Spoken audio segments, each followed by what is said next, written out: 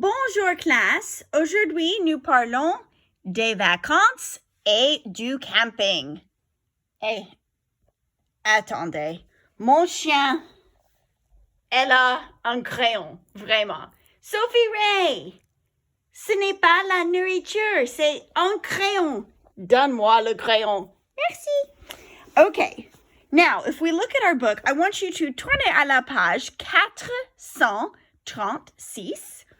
Okay, now I want to go through the vocabulary here for les vacances and camping. All right, so if you want to just listen to the pronunciation here, I feel like this is really blurry.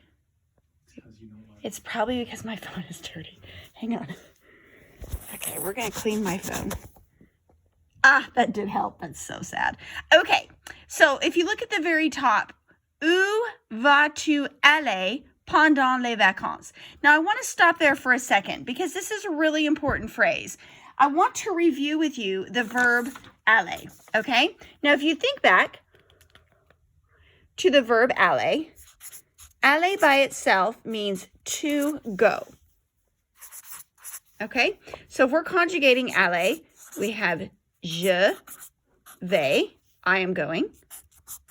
Tu vas, you are going. He or she, il or elle, va. Nous allons. Vous allez.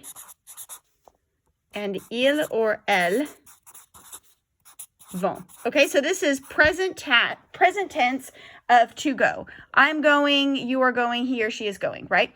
Now, if we are talking about I am going, that is present tense. You can do what is called the near future if you do a sentence like this. Okay, if I want to say, je vais aller à la plage. Okay, so if we look at that sentence right there, I am going to go to the beach. So it's insinuating that you are going a little bit in the future, okay? But what we will be doing a little later this unit is saying, I will go, as opposed to I am going to go. So it's really important that we know the verb aller, but I want you to be aware of what tense we're really talking about here, because this is all present tense. Okay, now going back to our book again. Où vas-tu aller pendant les vacances? Where are you going during the vacation? Je vais aller à la mer. I'm going to the sea. Je vais aller à la montagne. Or je vais aller à la campagne. All right, if we want to say, I am going to spend a certain amount of time. Notice here that the French use, this is my chewed pencil from my dog. I am going, it looks like to pass. In English, that would translate to mean I am going to spend, okay? So if you want to think in your brain, I am going to pass 15 days, that's fine. But really in English, we're saying I am going to spend 15 days, okay? Or I'm going to spend 2 months or 3 weeks. That's a pretty long vacation, okay? Now, où est-ce que tu vas rester?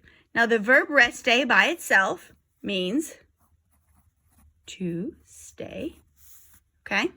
Where are you going to stay? Are you going to loger? It looks like lodge. À l'hôtel. Loger chez des amis. Louer, remember, means to rent. Louer une caravane, camping trailer. Louer une villa, or faire du camping. All right, so if we're talking about I'm going camping, you would use the verb faire. Je fais du camping, okay? Est-ce que tu es prêt or est-ce que tu es prête à partir? Are you, this is ready to part or to leave. Oui, j'ai mon passeport or j'ai mon visa or j'ai une carte de la région, which would be like a map of the region, okay? If you think back to all the way back in our classroom, my map of France says une carte under it. All right, now we also have a little bit of vocabulary for camping. We have une casserole, une poêle, Un réchaud kind of tells you what these things are.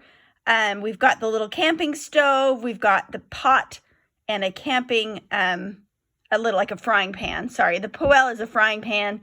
Casserole is a pot. Réchaud is a camping stove. Sac à dos, you already know, okay?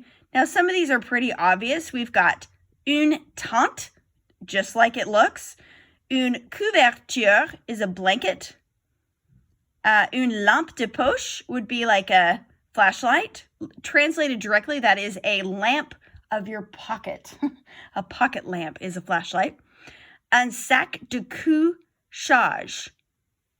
Coucher is another way to say to go to sleep. So this is a go to sleep bag. Pour dormir, il est utile d'avoir these things. It's useful to have these things. Okay, so for your homework, all you're going to be doing is exercise number 1 and number 2. So for exercise number 1, all you need to do here is write out your preferences. Okay, so for numéro 1, je préfère passer les vacances. Now remember, passer means to spend. So do you prefer to spend vacation à la mer, à la montagne, or à la campagne? So you're going to write your preference for each of those questions. For exercise number 2, there's a really bad shadow. Désolé. Le matériel de camping. So for this, what you're going to do is complete the sentence based on the clue in the sentence. Okay, so for number 1, pour voir la nuit, on utilise. Now remember, utilise means to use. So for to see in the night, we use. So if you look back at our vocabulary, if you want to see, you would need une lampe de poche. So you're going to write out that sentence and then go through each of them. Let's do number 2 together as well. Pour transporter ses vêtements, on utilise. Okay, to carry some of your things, the best option here would be un sac à dos. Okay, so there's 8 questions there. So this should be relatively easy, but remember you're using the vocabulary that's found on page 436. Send me a message si vous avez des questions, and I hope you have a très, très bonne journée. Au revoir.